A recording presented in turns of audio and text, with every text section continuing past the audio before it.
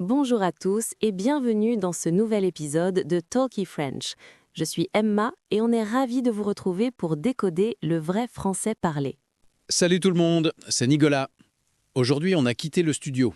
On est installé en terrasse d'un café parisien, le soleil brille, on a nos cafés.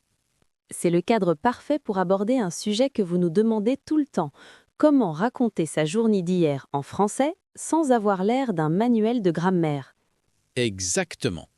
Vous êtes nombreux à nous dire « j'ai un bon vocabulaire, je connais mon passé composé », mais quand je parle, ça sonne faux. Et c'est tout à fait normal. À l'école, on vous apprend à construire des phrases parfaites comme des briques bien alignées, mais on oublie de vous donner le ciment. Ce fameux ciment, ce sont les petits mots de liaison, les fillers que les natifs utilisent sans même s'en rendre compte dans chaque phrase de leur quotidien. Alors aujourd'hui, on va faire un jeu de rôle en direct. Je vais raconter ma journée d'hier, étape par étape, mais avec mon français robot. Et moi, je vais t'arrêter à chaque erreur de style. On va transformer tes phrases d'école en phrases de la vraie vie, grâce à nos 5 mots magiques. Vous êtes prêts? Prenez un café avec nous, prenez des notes, c'est parti. Hier matin, je me suis réveillée à 8 heures tapantes. Jusque-là, c'est correct. Un peu formel avec le tapante, mais ça passe très bien. Qu'est-ce que tu as fait juste après? Ensuite, je suis allée dans la salle de bain, j'ai pris une douche chaude. Ensuite, j'ai préparé mon petit déjeuner. Stop, on arrête tout de suite. C'est exactement le piège classique. Le mot « ensuite » est interdit dans une conversation détendue. Pourquoi interdit? C'est le premier mot de liaison qu'on apprend dans les cours pour organiser une histoire. D'abord, ensuite, enfin. C'est parfait pour écrire un essai universitaire ou une lettre de motivation. Mais à l'oral, avec des amis, ça donne l'impression que tu lis un rapport de police. D'accord, je comprends l'idée. Alors, par quoi je remplace ce ensuite si je veux lier mes actions naturellement dans le temps? Le plus simple, c'est de dire tout bêtement « et après ». Ou mieux encore, d'utiliser notre premier mot magique, le grand, l'unique « du coup ». Ah, le fameux du coup.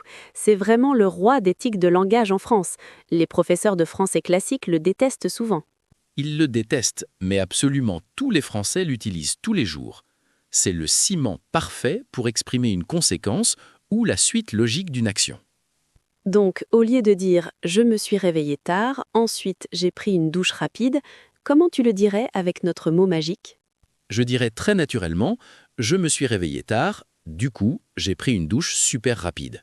C'est beaucoup plus fluide et moins rigide.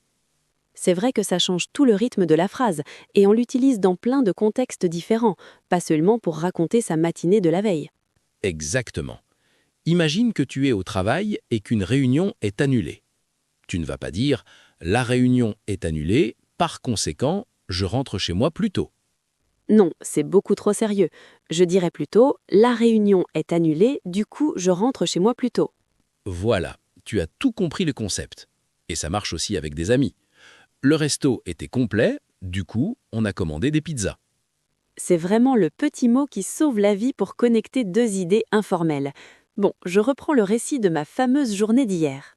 Vas-y, montre-nous la suite de ton matin de robot. J'ai hâte d'entendre ce que tu as préparé pour le petit déjeuner. Je voulais manger un croissant avec mon café, cependant, il n'y en avait plus à la boulangerie. Aïe aïe aïe, cependant.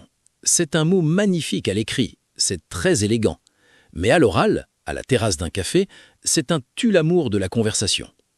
C'est vrai que ça fait très dramatique. Cependant, il n'y en avait plus. C'est digne d'un roman de Victor Hugo. C'est exactement ça le problème. Quand on veut exprimer une opposition ou corriger un fait à l'oral, on a un deuxième mot magique beaucoup plus cool. Je crois savoir de quel mot tu parles. C'est le fameux « en fait ». C'est bien ça? Plein dans le mille. En fait, c'est le mot parfait pour corriger une information, apporter une nuance ou annoncer quelque chose d'inattendu. Donc, pour mon histoire de boulangerie, au lieu de faire de la littérature, je dirais plutôt « je voulais un croissant, mais en fait, il n'y en avait plus ». Parfait. Le « en fait » adoucit complètement la phrase. Ça montre que c'est une petite contrariété du quotidien, pas une tragédie grecque. Et c'est génial, parce que les Français l'utilisent tout le temps pour préciser leurs pensées, même quand on leur pose une question très simple. C'est très juste. Par exemple, si tu me demandes « Tu aimes le café américain ?» Je ne vais pas répondre juste « Non, je préfère l'expresso ». Tu dirais plutôt « Bah en fait, je ne suis pas super fan, je préfère l'expresso ». Ça donne un côté beaucoup plus réfléchi, on sent que tu nuances. Ça montre aussi que tu ne veux pas brusquer l'autre personne avec un non trop sec. Le « en fait », c'est un peu le diplomate de la langue française. Une autre situation très courante où on l'utilise, c'est quand on a changé d'avis. Je devais aller au cinéma ce soir, mais en fait, je suis trop fatiguée. Super exemple. Ça remplace complètement le « néanmoins » ou le « toutefois » qu'on voit dans les livres de grammaire et qui sont trop lourds. Bon, on a déjà du coup pour la suite logique et en fait pour la nuance. Je continue ma fantastique épopée vers le travail. Je t'écoute. On est sorti de la boulangerie, tu n'as pas eu ton croissant, que se passe-t-il ensuite? Pardon, que se passe-t-il après? Je suis descendue dans la station de métro, il y avait beaucoup de voyageurs, les gens étaient très serrés. C'est très correct sur le plan grammatical, mais c'est tellement descriptif. Beaucoup de voyageurs. On a l'impression d'écouter la présentatrice de la météo. C'est vrai, en langage de tous les jours, surtout dans les grandes villes, on utilise un vocabulaire un peu plus expressif pour les transports. On dit qu'il y a un monde fou, ou que le train est blindé. Et pour amplifier ça, on a notre troisième mot magique, très utilisé par la nouvelle génération. Tu parles du mot genre, on l'entend littéralement toutes les 2 minutes dans les rues de Paris. Exactement. C'est l'équivalent direct du mot « like » en anglais. C'est une béquille linguistique ultra puissante pour imager une situation et exagérer un peu. Alors, si je reformule mon trajet de métro, je suis descendue dans la station et là, c'était blindé, genre on était serrés comme des sardines. Voilà. Le genre te permet d'introduire ton image, ton exagération. Ça donne du relief à ton histoire et ça capte l'attention. Et on l'utilise tout le temps pour donner des quantités approximatives.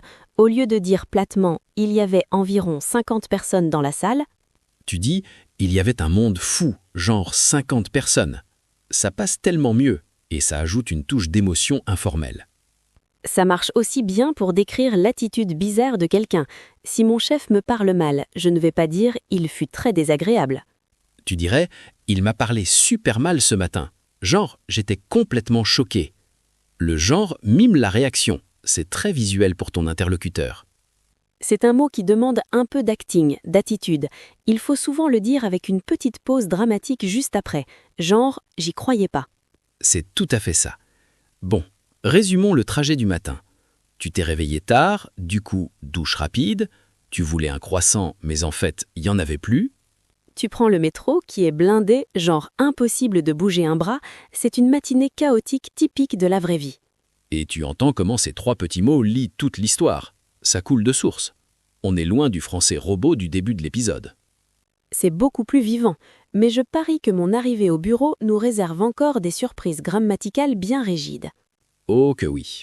Écoute ton texte du début. Je suis finalement arrivé à mon bureau, j'ai salué mes collègues cordialement, j'ai allumé mon ordinateur.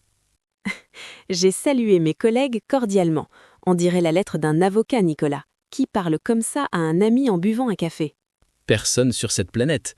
C'est la traduction littérale de ce qu'on trouve dans les vieilles listes de vocabulaire sur la vie en entreprise. Dans la vraie vie, on dit simplement « j'ai dit bonjour à tout le monde » ou « j'ai fait la bise aux collègues ».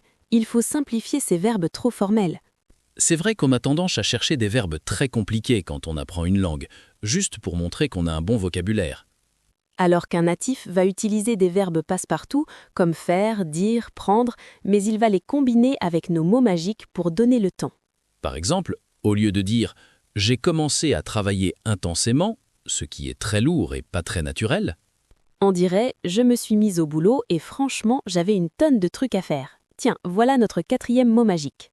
le fameux « franchement ». C'est un de mes préférés. C'est le mot de la sincérité, de l'émotion pure et sans filtre.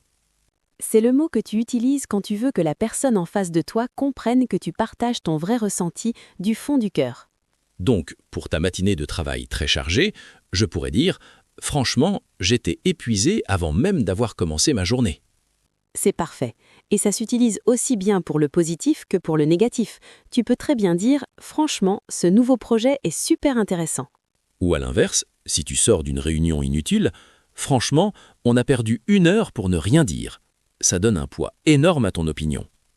Ce qui est drôle avec franchement, c'est qu'il se place souvent tout au début de la phrase, comme pour annoncer la couleur à celui qui t'écoute. Exactement. Ça remplace avantageusement les adverbes trop stricts comme sincèrement ou honnêtement, qui peuvent paraître un peu froids. Si tu dis honnêtement le repas était mauvais, ça fait critique de restaurant.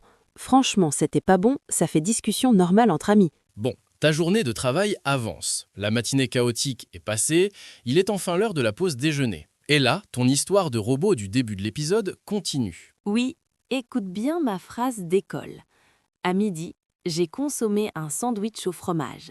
J'ai bu de l'eau minérale. J'ai consommé. Emma, tu es un rapport des impôts ou un être humain? Personne ne dit ça à la terrasse d'un café. C'est vrai que c'est très stérile. En français parlé, on utilise le verbe prendre pour la nourriture. On dit « je me suis pris un sandwich ». C'est beaucoup plus gourmand et naturel. Exactement. Ou on dit simplement « j'ai mangé sur le pouce ». Et ensuite, l'après-midi, c'est là que le vrai drame de ta journée commence, n'est-ce pas? Tout à fait. Version robot, ça donne « à 14 heures, mon ordinateur a cessé de fonctionner, j'ai contacté le service technique ». Toujours aussi dramatique et froid. C'est là qu'on a besoin de notre cinquième et dernier mot magique, le sauveur des histoires trop longues ou trop ennuyeuses. Tu veux parler de « bref » ? C'est le mot parfait pour résumer une galère technique sans avoir à expliquer tous les détails informatiques. Exactement. Le mot « bref » sert à couper court. Il signifie « je vous épargne les détails ennuyeux, passons à la conclusion ». Donc, au lieu de raconter mes appels aux techniciens, je pourrais dire « mon ordi a planté ». J'ai appelé la maintenance, j'ai attendu 1 heure, bref, j'ai perdu mon après-midi. C'est parfait. Ce petit mot donne un rythme incroyable à ton récit. Ça montre que tu maîtrises la conversation et que tu ne veux pas ennuyer la personne qui t'écoute. C'est super utile quand tu racontes une histoire qui part un peu dans tous les sens. Tu dis bref et hop, tu recadres tout le monde sur l'essentiel. On l'utilise aussi beaucoup pour clore un sujet de conversation. Par exemple, il a dit blanc, elle a dit noir, ils se sont disputés, bref, c'était n'importe quoi. On a donc notre boîte à outils complète. En fait, du coup, genre, franchement et bref. C'est le ciment ultime du français natif. Maintenant, c'est le moment de vérité. On a déconstruit toutes tes phrases de robot. Je veux entendre la grande version de ton « hier ». Le fameux récit immersif. Je vais raconter la même histoire avec les mêmes événements, mais en utilisant tout notre ciment et un vocabulaire naturel. Écoutez bien la différence à la maison. Remarquez comment l'histoire respire, comment elle devient vivante. Vas-y Emma, on t'écoute. Alors en fait, hier, je me suis réveillée super tard. Mon réveil n'a pas sonné. Le classique du lundi matin. Grave. Du coup, j'ai pris une douche express et j'ai filé au métro. Et là, l'horreur. C'était complètement blindé. Genre, on était serrés comme des sardines. L'enfer des transports parisiens. Je visualise très bien la scène. Arrivé au bureau, je me dis que le pire est passé. Je me prends un café, je bosse un peu. Mais l'après-midi, mon ordi me lâche complètement. Écran noir. Oh non, la fameuse panne de l'après-midi. Franchement, j'avais envie de pleurer de frustration. J'ai appelé le technicien, il m'a fait redémarrer 3 fois. Et bref, j'ai fini par rentrer chez moi complètement crevée. Magnifique. C'est un 20 sur 20. La différence est spectaculaire. C'est une vraie petite histoire. On ressent ton stress. On est avec toi. Et tu as vu, je n'ai utilisé aucun vocabulaire complexe. Pas de passé simple, pas de temps difficile, juste du rythme et nos 5 mots magiques. C'est ça, le niveau ultime de l'intégration. C'est en parlant comme ça que vous allez vous faire des amis francophones. C'est vrai, c'est très naturel.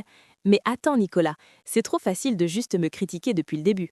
J'ai envie de te piéger un peu. Ah bon? Vas-y, je t'écoute. Je n'ai peur de rien. Je veux que tu me racontes ta soirée d'hier.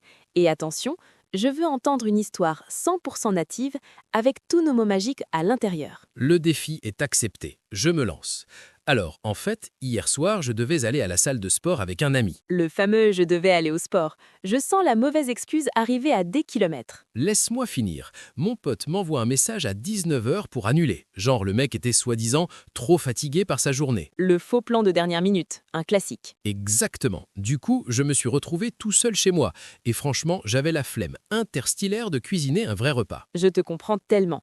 La motivation pour faire à manger disparaît instantanément. J'ai ouvert le frigo, il y avait juste un vieux yaourt nature. Bref, j'ai commandé des sushis et j'ai regardé une série sur le canapé.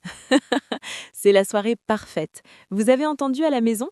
Nicolas a utilisé les 5 mots magiques sans même y penser. C'est devenu un réflexe. Le but n'est pas de forcer ces mots à chaque phrase comme un exercice de mathématiques, mais de les lier à vos émotions. C'est une excellente remarque. Si vous êtes surpris ou que vous exagérez, le genre va sortir tout seul. Si vous voulez être honnête, le franchement sera votre meilleur ami. Et si l'histoire est trop longue, coupez tout avec un bon bref. Plus vous écouterez des natifs, plus ces mots vous sembleront naturels. On arrive à la fin de ce grand podcast en terrasse. On espère que vous avez adoré prendre ce café avec nous et que le français robot, c'est définitivement terminé pour vous. Mais avant de partir, on a un petit devoir pour vous. C'est le moment de pratiquer. Allez tout de suite dans les commentaires de la vidéo. Racontez-nous votre journée d'hier. Qu'est-ce que vous avez fait? Mais attention, on veut de la vraie vie. Utilisez au moins 2 de nos mots magiques dans votre texte. En fait, du coup, genre, franchement ou bref. On lira absolument tous vos commentaires, on vous mettra des petits cœurs et on corrigera ceux qui en ont besoin. C'est le meilleur moyen de progresser sans pression. Bref, c'était vraiment un super épisode, Emma, tu ne trouves pas? Franchement, j'ai adoré. Je suis d'accord avec toi. Merci à tous de nous avoir écoutés. N'oubliez pas de mettre un énorme pouce en l'air et de vous abonner pour soutenir la chaîne. Ça nous aide beaucoup à créer d'autres vidéos comme celle-ci. On se retrouve la semaine prochaine pour continuer à décoder le français de la vraie vie. Prenez soin de vous. Salut tout le monde, à très vite! Clique sur abonner pour découvrir un nouveau thème demain.